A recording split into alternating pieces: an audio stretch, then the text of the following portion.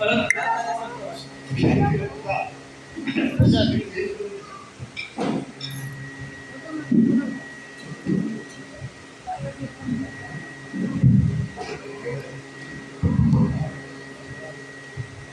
दुर्गमेकडे येऊन कीर्तन करायचं म्हणजे परत घरी आल्यासारखं वाटतं. खूप वर्षानंतर कीर्तन करताय.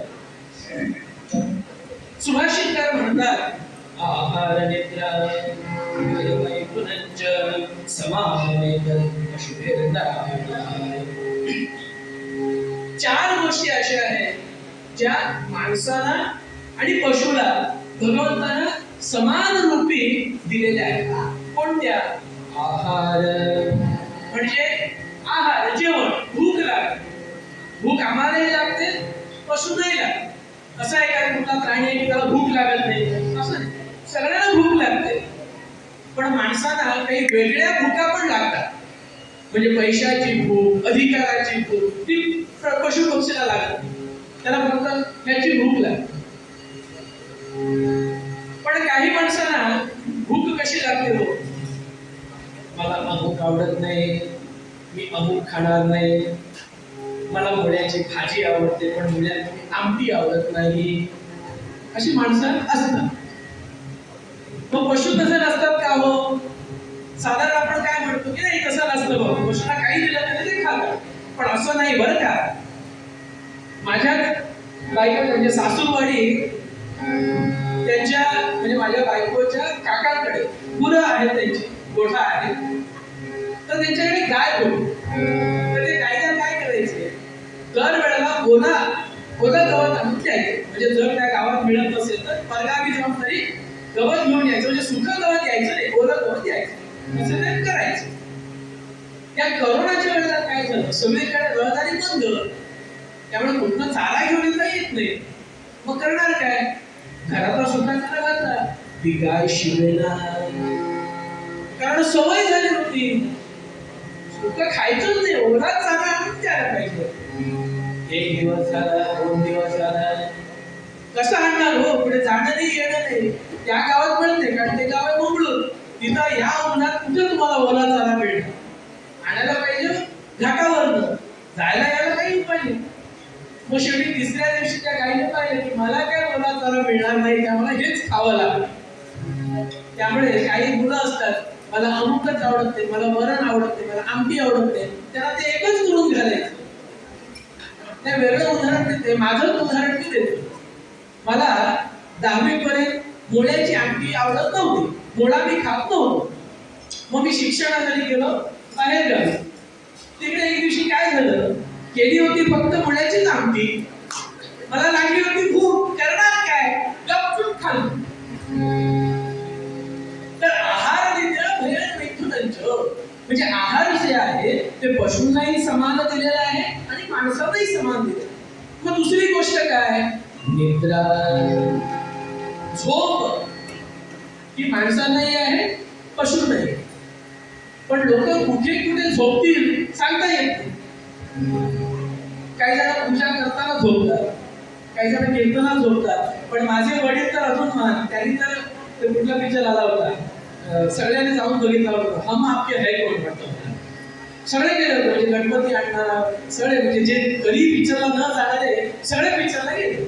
माझ्या वडिलांना इच्छा नव्हती पण नाही म्हटलं चला सगळे जायचे, सगळे जायचे. माझे वडील गेले, तिकीट काढून गेले आणि पिक्चरला बसले. तर आधी झोप, तर पिक्चर सुरू झाला, झोपले. पिक्चर संपल्यात आईने उठवलं की चला आता घरी.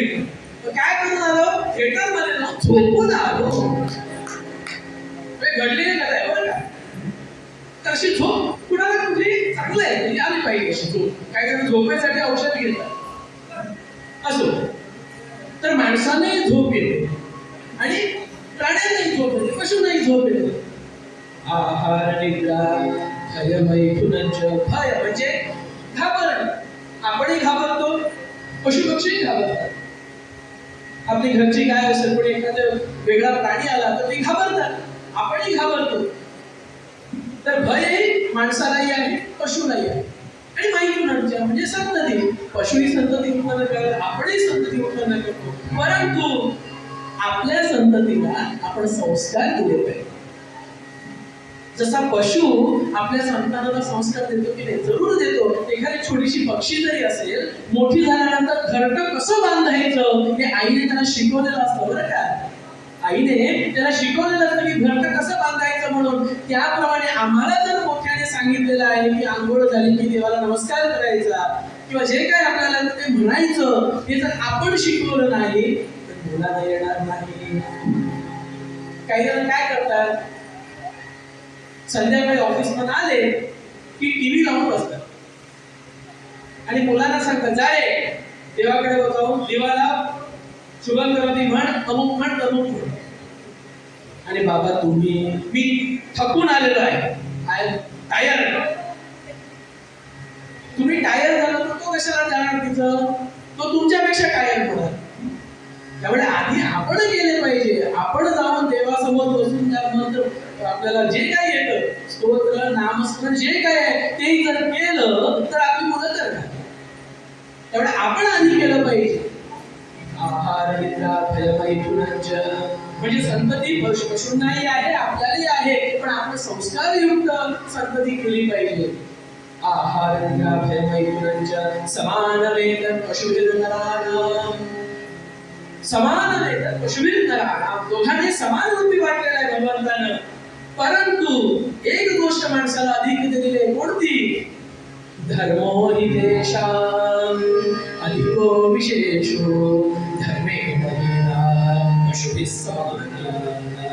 धर्मो हि तेषाम् अधिको विशेषो, म्हणजे धर्म नावाची जी गोष्ट आहे ती अधिक दिलेली आहे. म्हणजे काय, लोकांना धर्म म्हटलं की एकच सुचतं, तर तो धर्म वेगळा.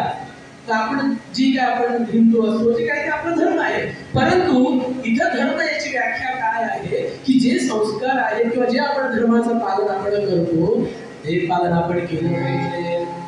आणि आचार विचार युक्त विचारानं आपलं आणखी धर्म पालन केलं पाहिजे. म्हणजे काय केलं पाहिजे, जे आपल्याला योग्य वाटतं, जे लोकांसाठी त्रासदायक न होता वेगळ्याच्या कल्याणासाठी जे काय होतं तो धर्म आपण पाळला पाहिजे. धर्माला आपण वागलं पाहिजे असं म्हणतात. म्हणजे काय, सत्याचा विचार करून सत्याला आपण काय वागलं पाहिजे, तरच तो भगवंत आपल्याला आणखी पावतो. आणि आपण असत्याच्या वाटेला जर गेलो तो भगवंत कधीच आपल्याला पोचतो. एक असाच व्यक्ती होतो, तो माणूस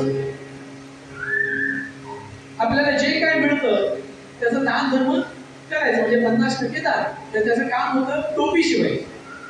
तर टोपी शिवली की त्याला 500 रुपये मिळायचे, एक टोपी.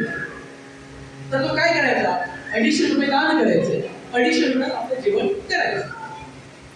आणि आता पैसे संपत आले असं वाटलं की परत एक टोपी शिवायची, मग परत अर्ध दान करायचं आणि अर्धा आपला संसार. तर त्याचा एक शिष्य होता, तो होता श्रीमंत शिष्य. तर तो शिष्य आता म्हणाला, स्वामी तुम्ही एवढं सगळं दान करता, तर माझ्याकडे पण भरपूर पैसे आहेत, तर मला पण दान करायचं. ते दान केल्यानं होतं काय, म्हणजे पुण्य मिळतं. पुण्य मिळतं कसं, आपण जे दान करतो गरजू व्यक्तीला दान करतो, त्या गरजू व्यक्तीला काही जे मिळतं तो त्याला आनंद मिळतो आणि त्याचं पुण्य आपल्याला मिळतं. होय का हो, मी पण दान करू कर म्हणाले. पण तो होता श्रीमंत होता, पण अधर्माच्या आणखी अनुसंधानात त्याने मिळवलेले पैसे होते, ब्लॅक मार्केट. पण तरी दान करायची बुद्धी तरी आली म्हणा, आता मी दान करतो, चालेल म्हणले. 50,000 दान करणार, ठीक आहे, तुम्ही 250 रुपये 50,000 कर म्हणा. मग चालत कुणाला करू, बघ कुणाला गरजू व्यक्ती आहे त्यांना दे म्हणा, चालेल. असं चालत जात होते. आंध्रा माणूस बसून आपल्या भिक्षा मागतो. तिला 4-5 लोक होते, त्यांना आपले 10,000 दिले. आला घरी, त्या साधूला विचारलं, दान करून आलो. मग काढू उद्या पण जा तिकडं, बघ तुला दानाचं काय झालंय कळायला पाहिजे ना, हरकत नाही.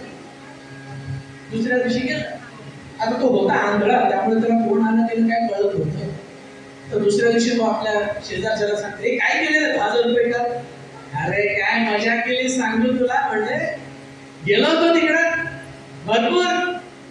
काय म्हणतो तू, मी म्हटलं दोन्ही हाताने हाणलं. म्हटलं किती दिवसाने काय तो वेळा म्हणजे 10,000 रुपये देऊन जातो. तर तो देणारा दिला, आपण कशाला वेगळं मजा केली म्हणाला. असे दुकान बोलत आहेत. त्याने विचार केला, बापरे ते पैसे देऊन फुकट गेलं सगळं.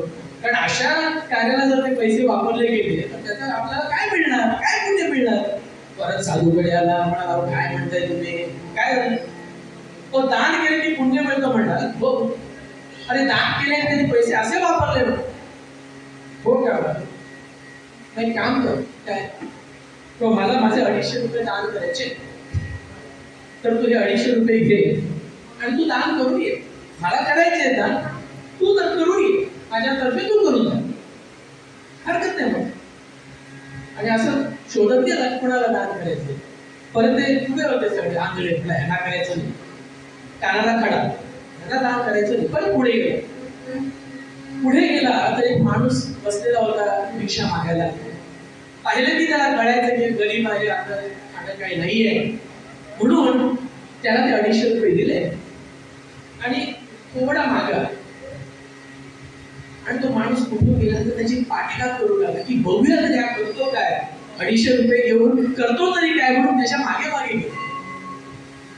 मागे जाताना त्या माणसाला त्याच्या हातात एक पक्षी होता. तो पक्षी त्याने इकडे फेकला आणि तो जाऊ लागला.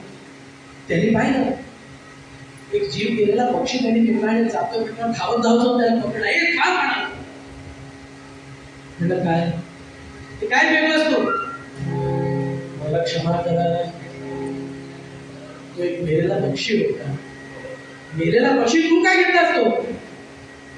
महाराज गेले 4-5 दिवस घरी अन्न पाणी नाही, जे काय होतं ते सगळं संपलं, कामावर पण मला काढून टाकलेलं, काय करायचं कळेना. भीक मागायला मन येते, कारण काहीतरी कष्ट करून मला मिळवलं पाहिजे, कारण माझं जे आणखी माझा आत्मा जो आहे तो भीक मागायला सांगत नाही. पण काय करणार, घरी उपाशी मुलं, आता आज उद्या काय होईल ती का असं, आणि अशी परिस्थिती, भीक तर मागितलीच पाहिजे अशी परिस्थिती आलो. म्हणून तिथं भीक मागायला आलेलं असताना एक पक्षी बरोबर बनलेला.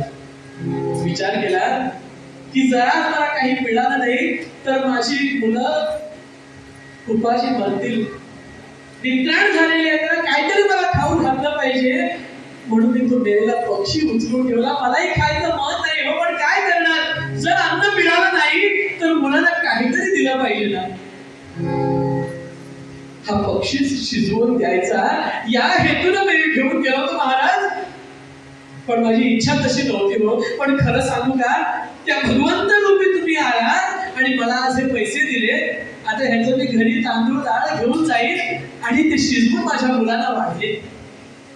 डोळ्यातनं पाणी आलं त्या माणसाच्या की अरे, काल त्या माणसाला 1000 रुपये दिले आणि त्याने अशी आणखी त्याची काय विडंबना केली. धावत धावत साधूकडे आला, म्हणाला साधू आज असं काही घडलं कसं. काल मी 50,000 दिले आणि त्यांची अशी परिस्थिती, आज मी फक्त 250 रुपये दिले. ते म्हणाले बघ, कधीही किती पैसे दिले याचा विचार करतो, ते तू 50,000 कसे कमवले हे तुला माहितीये, कुठल्या मार्गाने कमवले हे तुला माहिती आहे. पण हे 250 रुपये मी धर्म मार्गाने, योग्य मार्गाने कमवले होते, म्हणून ते योग्य माणसाच्या हाती पोहोचले आणि म्हणून त्याचं पुण्य तुलाही लाभलं आणि मलाही लाभलं. धर्मो हि देशा अधिको विशेष. धर्मानं आपण वागलं पाहिजे. धर्मानं वागलं तर तो भगवंत आपल्याला कृपा नक्कीच करणार. आणि अशा प्रकारे जर भगवंताचं नामस्मरण केलं, पूजा केली, तर त्या भगवंताची कृपा झाल्याशिवाय राहणार नाही. करावी ते पूजा मजेची उत्तम, लौकिकाचे काम काय असे. तुकाराम महाराज म्हणतात की करावी ती पूजा मनेची उत्तम, मनाला उत्तम पूजा केली पाहिजे. नाहीतर आम्ही पूजेला जातो, सत्यनारायणाला जातो, तेव्हा काय घडतं, सत्यनारायणाची पूजा असते. आता त्यांची चूक नाही म्हणा, पूजेला वेगवेगळे नातेवाईक बोलवलेले असतात. कोणाचा बॉस येणार असतो, कोणाचा जावई येणार असतो. आता जावई गेले आले की उठून हे जात दिला म्हणतो तो मार्का चुकीचं नाही हो. आता काय, त्यामुळे भटजी तर पूजा सांगताय, हा गेलाय जाप द्यायला, तो जाप कोण विचारणार, भगवंत तुला जाप विचारणार की बाबा माझी पूजा तू गेलास कुठे. त्यामुळे करावी ते पूजा मनेची उत्तम, मन त्या भगवंताच्या चरणी लावून आपण पूजा जर केली तर ती भगवंताला प्रिय होते. एक फौजदार होता, फौजदार म्हणजे इन्स्पेक्टर, तर तो असा कायम रागीट. आता